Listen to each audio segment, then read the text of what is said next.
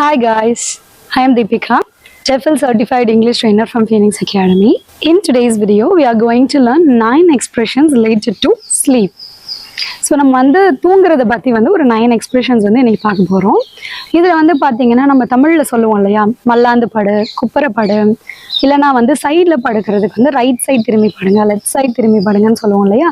இந்த மாதிரி விஷயங்களை எப்படி இங்கிலீஷில் சொல்கிறது அப்படின்றத பார்க்க போகிறோம். அதுக்கப்புறம் பார்த்தீங்கன்னா நான் நல்லா தூங்கினேன் அப்படின்னு சொல்லுவோம், இல்லாட்டி நான் சுத்தமாக நேற்று தூங்கவே இல்லை அப்படின்லாம் சொல்லுவோம் இல்லையா.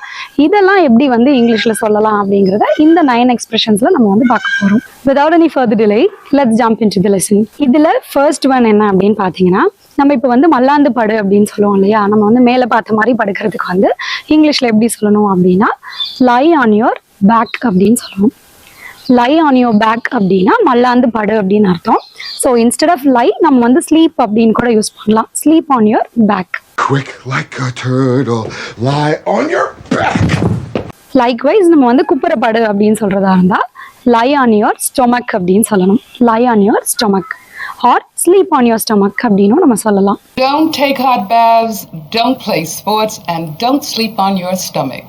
இப்போ நம்ம ஒரு சைடா திரும்பி படுக்க சொல்லுவோம் இல்லையா. அப்ப ரைட் சைடு திரும்பி படுங்க அப்படின்னு சொல்றதா இருந்தா lie on your right or sleep on your right அப்படின்னு சொல்லணும். இதே மாதிரி லெஃப்ட் சைடு திரும்பி படுக்கிறதுக்கு sleep on your left or lie on your left அப்படின்னு நம்ம சொல்லலாம். lie on your back, lie on your stomach, lie on your right and lie on your left. So இதுக்கு அடுத்து நம்ம நல்லா தூங்கணும் அப்படின்றத எப்படி சொல்லலாம் அப்படின்னு பார்த்தீங்கன்னா, ஒன்று ஃபாஸ்ட் ஸ்லீப் அப்படிங்கிற வேர்டில் சொல்லலாம். ஸ்லீப் லைக் எ பேபின்னு சொல்லுவோம். Sleep like a baby or sleep like a log அப்படின்லாம் சொன்னோம்னா நம்ம நல்லா தூங்கணும் அப்படின்னு அர்த்தம். இப்போ நேற்று நான் நல்லா தூங்கினேன் அப்படின்னு சொல்கிறதா இருந்தால் I slept like a baby yesterday. We can also say I was fast asleep. Fast sleep அப்படிங்கிறது பார்த்தீங்கன்னா நான் நல்லா தூங்கினேன் அப்படிங்கிறதுக்கும் நம்ம ஃபாஸ்ட் ஸ்லீப்னு சொல்லுவோம்.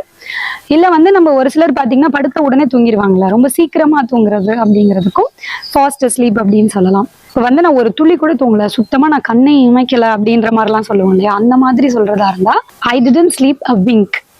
I didn't sleep a wink அப்படின்னா சுத்தமாக நான் தூங்கவே இல்லை அப்படின்னு சொல்லலாம். இதே மாதிரி சில பேர் பார்த்தீங்கன்னா சுத்தமாக தூக்கம் வராமல் புரண்டு படுத்துட்டே இருப்பாங்கல்ல, அந்த மாதிரி இருக்கிறது எப்படி சொல்லலாம் அப்படின்னா he tossed and turned all night அப்படின்னா புரண்டு படுக்கிறது. he tossed and turned all night. இதுல சில பேர் பார்த்தீங்கன்னா தூங்குவாங்க, பட் ஒரு சின்ன சத்தம் கேட்டா கூட திடீர்னு முழிச்சிருவாங்க. அந்த மாதிரி இருக்கவங்கள நம்ம எப்படி சொல்லலாம்னா லைட் ஸ்லீப்பர் அப்படின்னு சொல்லுவோம்.